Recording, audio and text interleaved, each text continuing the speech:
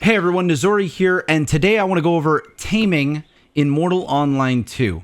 In this guide, I'm going to go over the basics of taming, how to get started with it, what you need if you just want a horse, what you need if you want to get deep into taming. We're going to go over the intricate parts of what skills do, how to train them, where to get them. We're going to go over all of this in this guide, and that's about it. So let's just go ahead and jump right into it.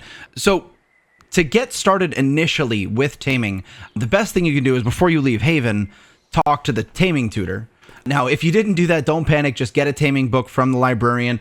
If you haven't already done so, and this is your first day in Mortal, I would highly recommend my guide video on how to get started with Mortal. It shows you what you need to do on your first days. There'll be a link to that in the description of this video. But anyways, let's go over what you need to do if you just want to tame a horse. How do you get it done and what skills are needed? So first thing you need to do is you definitely need to get a little bit of taming skill.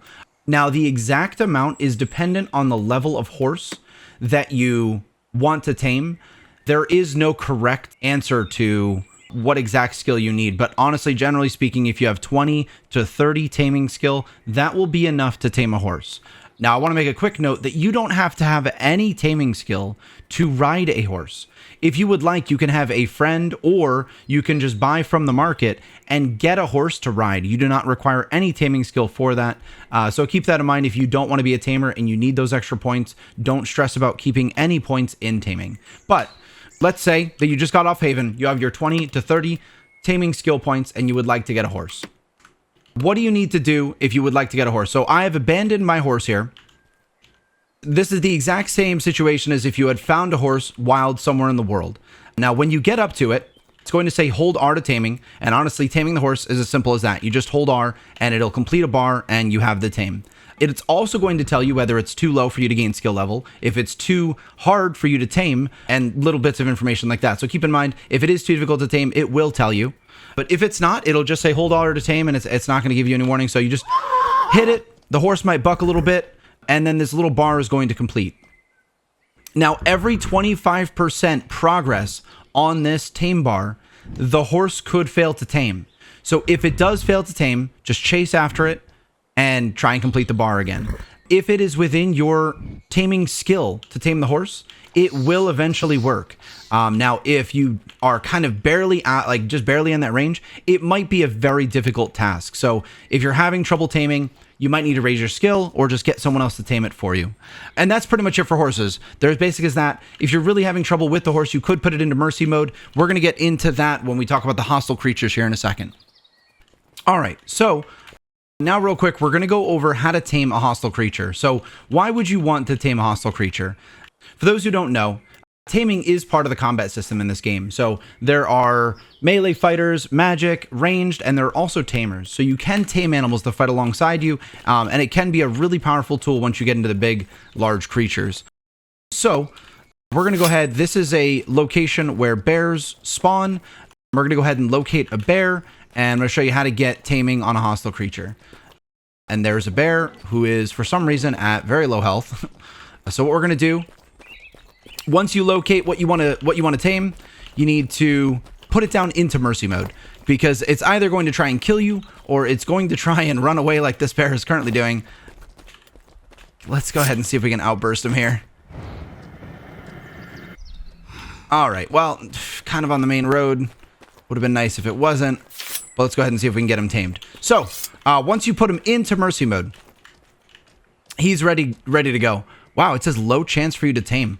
Even with 82 taming, this black bear is going to be a low chance for me to tame. That's interesting. That means this is probably a level 30 plus bear, maybe? So we're going to go ahead and attempt to tame. Oh, he is immediately running. So you have to basically, if he gets the little sliver of health there back, you have to put him back into mercy mode. So you got to be ready to be able to do that. I was unfortunately not ready, and he got some distance on us. See if we can get right up to him here. All right, let's give it another go. So this is where it's going to be pretty challenging to actually get this tame completed. Every 25%, it's going to make a skill check to see if we can get there. So we passed the first one. We passed the second one. And Passed the, oh no, failed the third one. So basically, you have to continue this process, making sure you keep the bear in mercy mode, and then just complete the tame. If it's too difficult, sometimes it's worth it to just train your taming skill higher. If you're having trouble taming a bear like this, it is worth noting that you're likely actually leveling your skill. So basically, these skill checks every 25% are also giving you ticks of EXP every time it passes that skill check. So you'll notice in taming here, every time we pass one of the 25% marks, we're getting a bit of EXP. This is obviously easier to do on something like a boar. I'd highly recommend, if you're training taming, just look for a boar. But honestly, if you have a bear that's giving you a lot of trouble here, just keep in mind that you are making some progress in your taming skill. So it's not a total waste of time if you're failing 100 times over.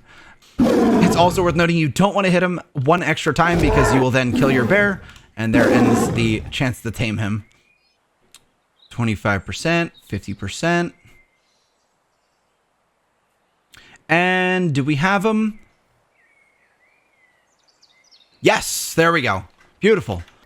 All right, so what do you have to do once you own your new animal creature? And this also applies to horses.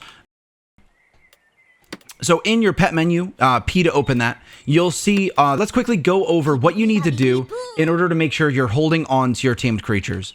So in the P menu here, you'll see that you have a bit of information about your pet. You have their level, their health, their loyalty, and their hunger, as well as their pet point cost. So what are all these things? Their level is obviously just the level of the creature. The higher the level, the more powerful they are. Health, self-explanatory. You have loyalty here. Loyalty is very important. If loyalty drops to 0, you lose the tame. So you do not want to lose loyalty.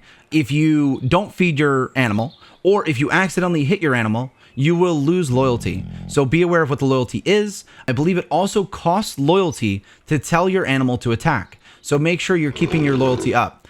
In order to get your loyalty up, you need to have the hunger bar below 500.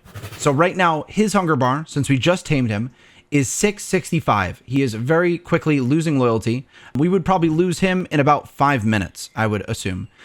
Before we take care of that situation, I'm just going to go over pet points here real quick. Pet points are whether or not you're able to control your tamed animals.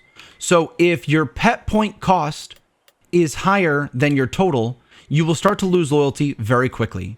So don't ever have pet points over what you can handle. This would indicate that you don't have the skills to handle the creature or creatures that you're currently taming. We're going to go into how to increase that and how to take care of that when we explain skills here in a few minutes. But let's go ahead and get this black bear fed real quick. So food for the animal depends on the animal that you have. If you want to feed your horse, you're going to want to give him dial or herbs or rye or something that horses would eat, right? For the black bear, he likes meat. So give him pretty much any sort of meat. He can eat the carcass straight up. You could chop the carcass up and give him that. Really doesn't matter. He likes them all. So kill the springbok here. We're going to go ahead and give him the springbok carcass. And it says black bear likes springbok carcass. And you'll see that his hunger bar will now steadily go down as he eats. It's not immediate, so don't stress if the bar is not moving immediately. He'll eat for a little while. Hunger will go down. And then it'll tell you when he stops eating. So we're going to give him a minute here while we heal him up as well. He's a bit low health. Real quick, while we're waiting for his hunger to go down, how do you tell the bear to attack? So bears are combat creatures along with a lot of other different animals in the world. In order to tell him to attack, you need to drag one of these onto your hotbar. Now you have these specific ones in the main menu that will tell all of your pets to attack, or you can go specifically into the pet itself and grab just the black bear's attack. And that way you can micromanage a number of pets if you so wish, putting them on different hotkeys. Actually, while he's eating, I'll go ahead and make a quick note about some other things that you can do with animals. So a really nice quality of life feature that animals have is the ability to wear gear. Now, not all animals can wear gear. Apparently, that is coming later. But horses can wear armor as well as bags. So we'll see, we put some horse armor and bags, and they can carry a lot more than we can. So it's nice to have some horse bags to be able to throw stuff on them. And then bears can also have bags, which do give them a little bit of armor, but not a whole lot. But it does make them extremely cute. So big giant bonus there. these are the only two animals currently that can have bags. Later on, I think we'll be able to put them on other animals, but very, very, very useful because they carry quite a ton. So, all right, let's go ahead and do we have him fed now? Perfect. So now that his hunger is under 500, you'll see that the loyalty will start to tick upward. All you got to do is make sure hunger stays under 500. So keep him fed, get his hunger to 0, whatever, and his loyalty will increase over time. That about wraps up how to tame hostile creatures. We're going to go over real quick how to use your pet effectively in combat and how to prevent them from dying. So I'd highly recommend, if you are going to go taming, to be a healer. You don't have to. I'm sure some people can make it work without heals, but honestly, being a healer is immensely useful. I would say that the easiest or the best way to use a pet a lot of times is to not let them get aggro and just to pretty much use them as extra damage, as they can take a lot of damage. They don't block. So it is really good a lot of times to basically attack the bandit first or whatever you're fighting and then let the bear do extra damage. Because basically, yeah, the bear will just take a lot of hits and you'll have to just spam heals on him. So it's good to do the majority of the damage to the bandit to get his attention and make sure he's not slapping your bear too much. Bear's actually tanking quite a decent amount. That wasn't too bad, but in a situation where there's more than one aggressed on the bear or you, it can quickly get away from you and the bear dies. It's good to note that if your animals die, they're not resurrectable. They don't come back. You just got to go tame another one. So it's really good to not let them die. All right, so let's go ahead and quickly talk about skills. So what do the skills do for taming? We have here the domestication section in your action skills. This is where the majority of your taming skills are, besides domination. We'll talk about that at the very end. We have animal care. Animal care is what helps you to train your animals faster. This is a very good quality of life feature if you're planning on taming combat pets and leveling them up. Highly recommend maxing this if you are a dedicated tamer. Taming is how you tame things. The higher the number, the bigger things that you're capable of taming, as well as the ease of how you'll be able to tame all creatures. So get that maxed if you're going to be a main tamer. Veterinary is actually only about healing pets with bandages. So you only need this if you're not a healer. If you are a healer, I would skip over veterinary.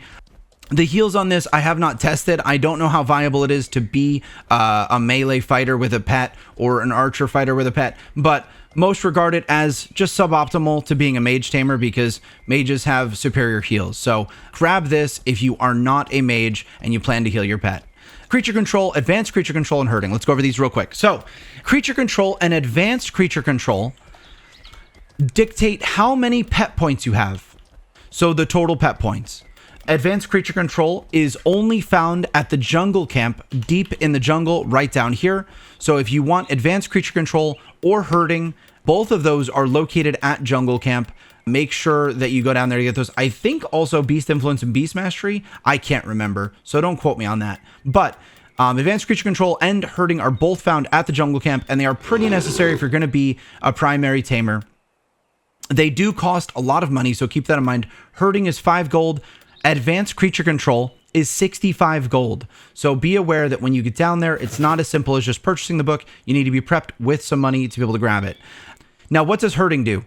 So creature control and advanced creature control up your pet points. Herding lowers the penalty of having multiple pets. So right now I have 77 herding. My pet point total is 62. If I abandon one of these pets, I actually have more pet points total. But because I have 2 pets, it's lowering my total amount of pet points available. So herding decreases that penalty and allows you to have more pet points when you have more creatures. This is regarded as not a PvP focused skill. So use this if you're planning on soloing, you would really like to ride a horse and have a combat pet, or if you'd like to make money with taming, such as taming multiple horses, bringing them back to town, or any animal really, and selling them on the market. So herding is a great way to make money. It is a great way to be able to ride a horse and have a combat pet. But in general, it is typically stronger to have one really big tame than to have 5 wolves or 5 razorbacks. So keep in mind that herding is a necessary skill if you'd like to do what I'm doing here with a bear and a horse. The higher my taming level, the higher level I'll be able to train this bear without exceeding the pet point cost. So that is what herding does. Pretty important in my opinion. But if you're trying to min max and you're just looking for a PvP combat pet, you might want to skip herding. Beast influence, I have not tested. It does say with higher levels you can be further away from your pet without losing aggro.